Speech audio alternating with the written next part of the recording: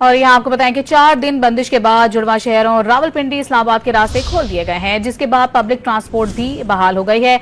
इस वक्त क्या सूरत हाल है, जानेंगे डॉन न्यूज के नुमाइंदे ताहिर नसीर हमारे साथ मौजूद हैं। ताहिर, ताजा तरीन क्या सूरत हाल आप देख रहे हैं, गहमा गहमी नजर आ रही है?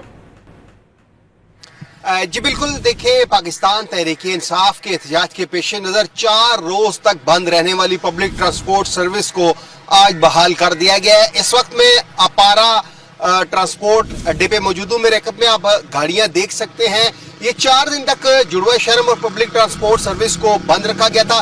तमाम जो लारी अड्डे थे रावलपिंडी और इस्लामाबाद के, उनको डीसी इस्लामाबाद के हुक्म पर बंद कर दिया गया था। ताहम रात गए जब पीटीआई कारकुनान के खिलाफ जो मुजाहिरीन थे, इनके खिलाफ ऑपरेशन हुआ, तो उसके बाद सुबह सवेरे से ही तमाम जो ट्रांसपोर्ट थी उसको बहाल कर दिया गया है। इस वक्त रावलपिंडी और इस्लामाबाद की सूरत हाल ये है कि जिन जिन रास्तों पर रुकावटें लगाई गई थी वो रुकावटें भी हटाई जा रही है। अगर हम मेट्रो बस सर्विस की बात करते हैं तो मेट्रो ट्रैक की मरम्मत के बायस मेट्रो बस सर्विस अभी बहाल ना हो सके। अलबत्ता जो ब्लू लाइन है, ऑरेंज लाइन है, ग्रीन लाइन सर्विस है वो बहाल कर दी गई है और अब शहरी बआसानी रावलपिंडी से इस्लामाबाद और इस्लामाबाद से रावलपिंडी पब्लिक ट्रांसपोर्ट पर सफर कर सकते हैं। रावलपिंडी और इस्लामाबाद के जितने भी ट्रांसपोर्ट अड्डे थे उन तमाम को खोल दिया गया है।